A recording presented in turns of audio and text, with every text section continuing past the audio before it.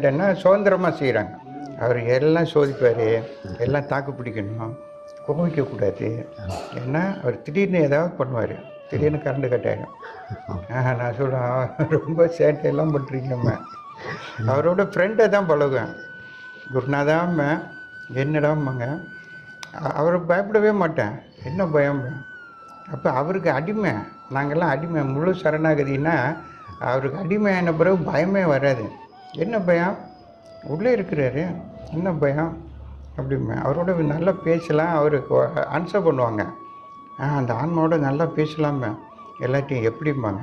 நீங்கள் படுக்கும்போது அவரோட பேசுங்க, என்ன கேள்வி கேட்டாலும் பதில் கிடைக்கும். அப்போ இதை சிங்கப்பூரில் நிறைய பேர் என்னுடைய வரலாறை எழுதணும்னு முயற்சி பண்ணாங்க. நான் முடியாதுன்றான். எதுக்கு? நான் சாதாரண ஆளுங்க. அப்போ அங்கே உள்ள இந்த சங்கங்க இருக்குது. இந்த சங்கத்தில் உள்ளவங்களாம் சொல்லுவாங்க, ஐயா